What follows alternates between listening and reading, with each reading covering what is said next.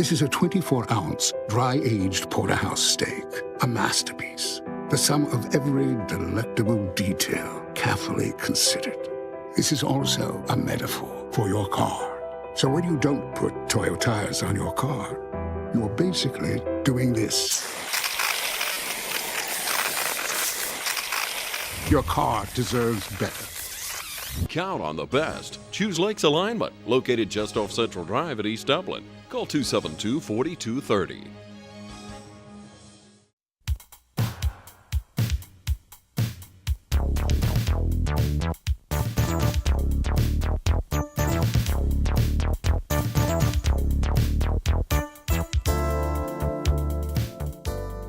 Hello, ladies and gentlemen, and welcome to Real Talk here on TV 35. I am your host, Pat Brock. We've got guests here that are going to talk about their freedoms and what it feels like to be here in America, of course, and celebrate during these times and let them share their personal stories. So we're going to look to my right. What's up, guys? Hey. Hello. How you doing? Good to see you both. Listen, we want you to really kind of introduce yourself to the people out there. And Peter, with you being from Italy, share your story with everyone. Well, I came in this country in 1973. I was barely 17 years old, and I am honored and blessed, and it's a privilege to be an American. Wow, Truly is. And what was the process like for you to get your citizenship? Oh my God, it really wasn't so hard to become a citizen. The hardest part was to come in the United States. The law was that you had to go through 2 years of background check. They had to find out the politician that you were in, if you had any disease for the past 5 years, if you had any history of prisons, or, I mean, they go through your whole background. Then finally, 2 years later, then they will approve it or disapprove it. Yeah. So, and then I was approved, and I came here with my mother and a younger sister. How old were you then? I was 17. 17 years old. That's a lifetime ago. A young Italian. And for you, I mean, when we talk about celebrating our independence and the freedoms that we have, how do you see that? Oh, I embrace it. I love it. I find myself fortunate and blessed to be an American citizen. I truly cherish. I know the difference. If I was in Italy, I don't think I could have made as far as I made. The opportunity that this country is offering. Right. If you work hard, if you're willing to work hard, that is not stopping. Wow. And here you are. Yes, I am. Fast forward. Truly blessed, and this is my country now. Wow. And this is my home. We're so glad that it's your home. Yeah. Talk with this officer. Yes, ma'am. Tell us all about you. Corporal Mcilrath, City of Dublin Police Department. I've lived in America all my life, Florida. 2003, I brought my family here from Florida to Dublin. It was slower pace, it was quiet, people were friendly. Just enjoyed being in this city since then. When you hear, with you, what you do, your line of work, you protect our freedoms. Yes, ma'am. The way we look at that. And so what sense of pride does it give you to be in the position that you're in? That's one of the things I love to do about this job, and I just love this job incredibly because of that. City police officer is, police officers are actually citizens. We are given the right by the community to be a police officer.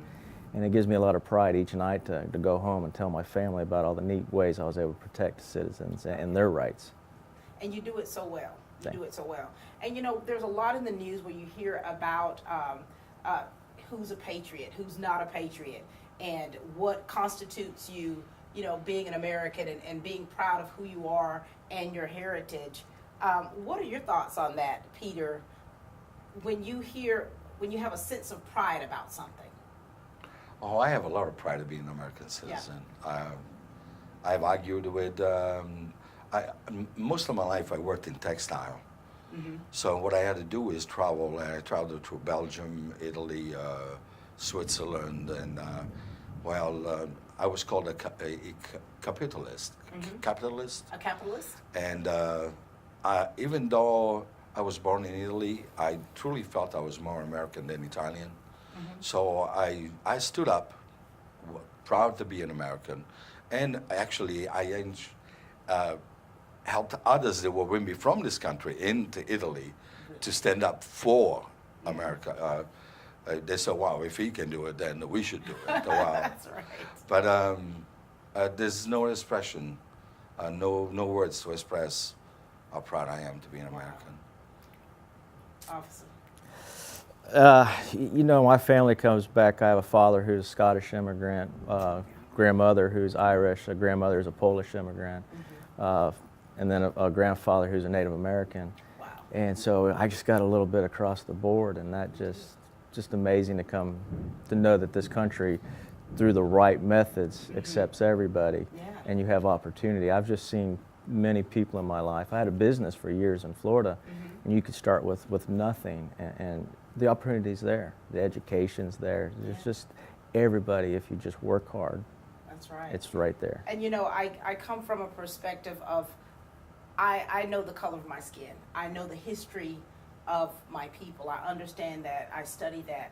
And I also know the history of my family, you know, and the deep roots of my family that are here in Dublin, and the pride that we have to be an American, to be, you know, a Lawrence County, and you know, and so, and being as a military spouse, I experienced a lot of things that some people may not ever experience, and certain things mean a lot more to me, I would have to say, when you're talking about freedom and different things, because I've been on the side of having a spouse who was deployed 4 times, so that's 4 years being gone away from the kids and I, and really literally fighting for our freedom. And so it gives me a great appreciation for who I am, what I have, the values that I have in things, what really matters. And so that's really special to me. With July 4th coming up, tell us, you know, what are your plans about July 4th? What are your thoughts about it? What do you remember about it that's special to you and your family, your culture? Well, funny. What really reminds me of the 4th of July is the day I became a citizen. Oh, wow. And Were there fireworks that day? It's an emotional thing. Yeah. It really is, because the majority of the people, they apply to be an American, they truly want to be American. They truly feel the freedom of America. And so I remember that when I had to go for my citizenship, they gave me a book about that big. And I had to study how many presidents this country had, what their terms, what the vice president, what was the Civil War, why the 4th of July, why the Independence Day, why many senators, how many... You probably know more about America than I think I do. Well, the All this stuff history... you had to study. We did, we really did. And they will test you. Right. So every time I take pride on that day that I became a citizen, that I swore to be an American. That's beautiful. And what drew you here, your family? Like, what is it about America that your family saw and wanted to take hold of and also embrace it for your whole family? Well, my situation was that my family was whatever we were going through an ugly divorce. My mother, when there was in Italy, and we were 3 of us, me, an older brother, and a younger sister. Right. Well, what happened is at that time, my mother wanted to be independent, wanted to depend on just on a small amount of money, because it's not like here the woman would get everything. No, it's what the man is going to give you. Right. And my uncles, my grandmother, my grandfather, they came here a long time ago on the ships. So they came to visit. They didn't like us the way we lived, and they suggested for us to come and to give us an opportunity. Yes. So me, my mother, my sister, at a younger age, we left Italy December 19th, right before Christmas. Wow, you remember the dates. Oh, yes, 1973. Wow. So at first I thought, okay, I won't be here, because it was in my prime. I was going to school. I had friends. When I came here, I had nobody. And so all I did was work. worked and worked, and hopefully someday I'll go back. But this country was so good to me that I did go back, but I went for vacation. I didn't go for to stay. Love that. I love to be an American. I'm proud to be an American. You can actually tell you are.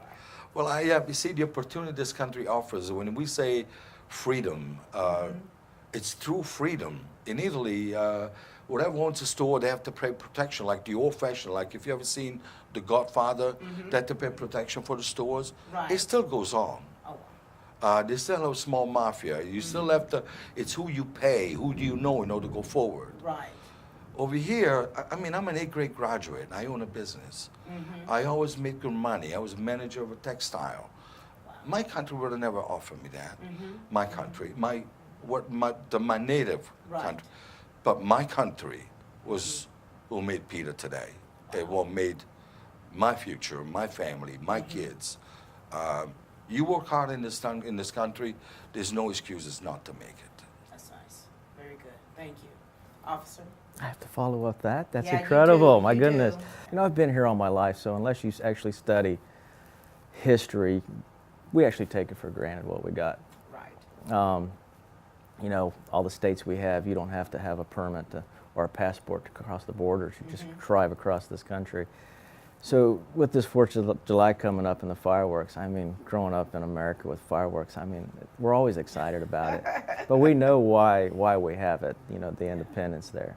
Right. And it's just, there's enthusiasm and excitement about it every year.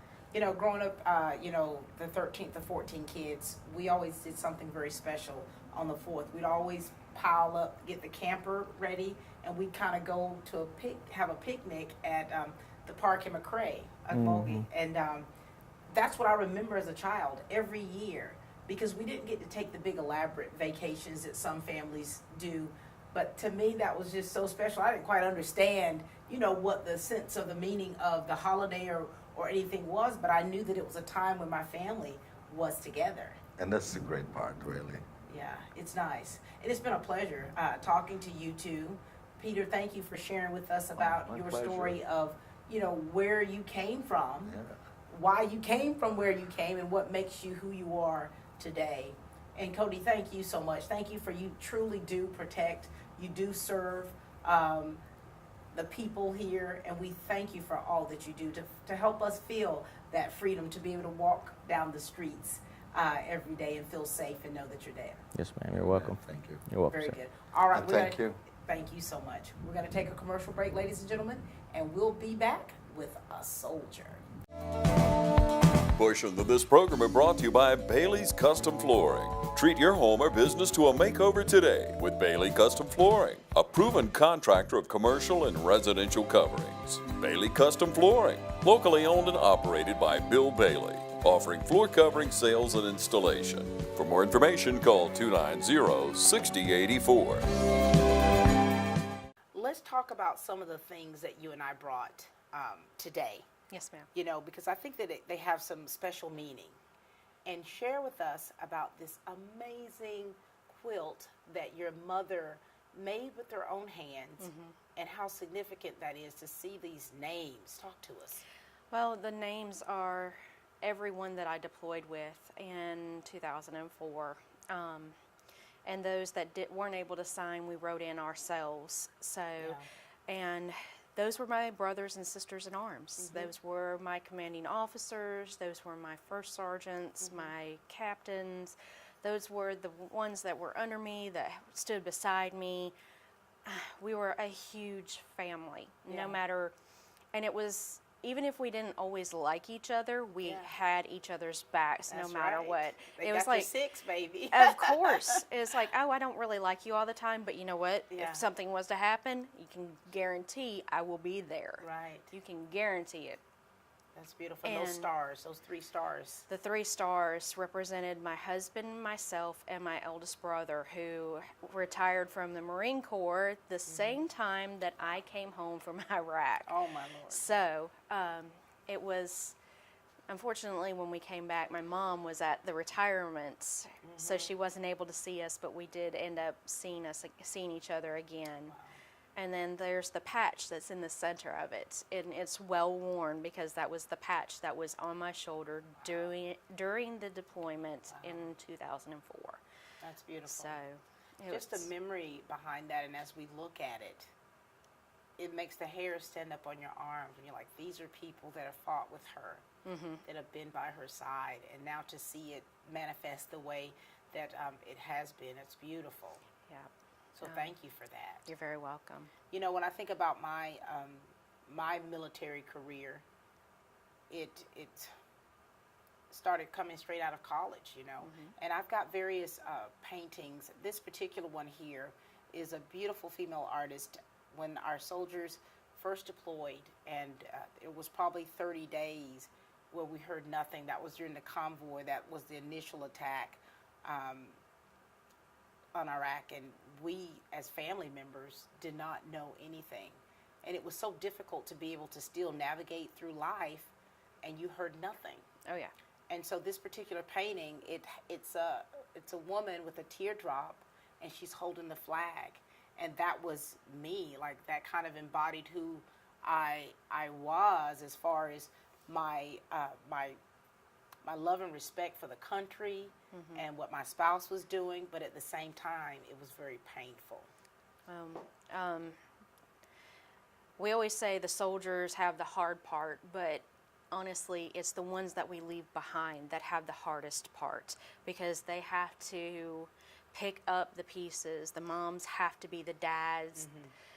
The dads, if they have to be the moms. They have to learn, okay, how do I do this ponytail on my child? How do I do this? How do I keep the memory of this family member who is not here? And I can speak from both sides, because I was once the soldier, and then I was the spouse. Yeah. And I have what I call the I Love Cheyenne book, or the Big Book of Cheyenne, which is our oldest daughter, who was 10 months old when my husband deployed the second time.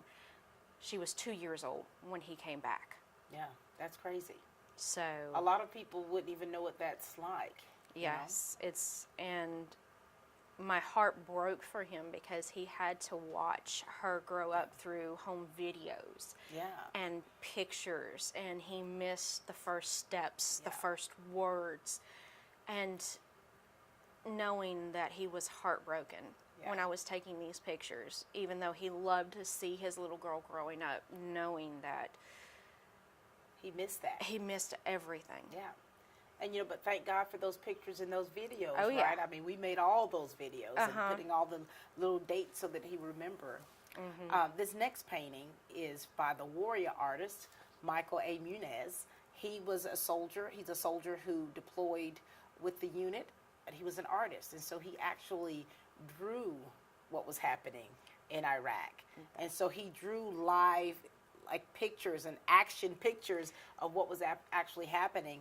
And I remember visiting their unit, and he drew that for me, and he autographed it and thanked me. And I thank every soldier, every airman, every service member, every Marine for all of the things that they've done, and that's just so beautiful. But it's those that we leave behind that's our backbone, and we have to remember to thank our spouses, Right. because without them, our assimilation back into life here wouldn't be as easy. Yeah. And if it wasn't, I mean, if Yeah. it wasn't for you being that rock back here, your husband would have probably been lost as to, oh my God, I'm back in this world. And that kind of breaks my heart It for does. those that doesn't don't have it. They don't. That's right. And I think that my job, what was important to me, is that I made sure that the home was intact and that the kids were well, and so that when he did transition, that it would be a smooth transition. And Yes. so that's why I think that, you know, I was placed on this earth during that time, was to make sure, and that's special to me. And every blanket that I've collected, forget about the awards of, you know, but the blankets, the comforting blankets, you know, they signify different units that we've been a part of, different deployments, when 9/11 happened, where we were, Kosovo at that time, where he was. and you know, to understand and appreciate what we've had to go through to where we are now. Yes. And I think of my husband Martin, retired Air Force, you know, he pastored airmen all over the world, the Philippines, Japan, Saudi Arabia. Oh, yeah. He would lead people to Christ during some times that were so uncertain. And so for that, thank you, Martin. Well, another thing is with him pastoring, it's going through the minds is how can this happen? Why is this happening? Yeah.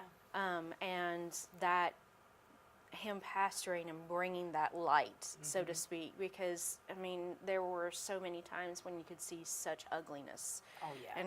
And it goes through your mind, well, how can this be if we have such a magnificent God and Yeah, everything, and yeah. it can make you question It does. It does. question your religious beliefs, question everything that's happening. Everything that you, yeah. And then you have someone who has maintained that belief and is saying, no, Yeah. it doesn't matter what you see. He is still here. He is still Right. guiding you. He is still walking with That's you. right. He is experiencing He's this still with us. you. That's right. That's right. And have those there. It was a help. It Yeah. was definitely, because deployments not only break your spirit sometimes just as the fact that you're away from your family, you're Right. over in this country where some of them like you, some of them hate you and don't want to see Right, you alive right. anymore, and then your spirit Yeah. and your emotions and your religious beliefs, they kind of get tested all at the same of course. time. And Everything. having a mentor and a guide, a chaplain, or a pastor, or reverend, or rabbi, whomever you pray with, Yeah. there that says, "I've got you. Yeah. We got this. We got this. I've got you. That's Ju- right. Let's bow our heads and pray, and we've Amen. got this." Yeah. So that's. Thank you. Thank you. And this has been great, guys. I mean, thank you so much, Keisha. Just welcome. sitting here with you and sharing with you. Thank you to Cody. Thank you to Peter for your life experiences. Thank you to every man, woman, and child out there that continuously fights for our freedoms here, who fights for equality, who fights to be heard. We thank you. Thank you for everyone who has served in the armed forces and are yet serving. And we thank the ones who have lost their lives, have given the ultimate sacrifice for our freedom. We thank you.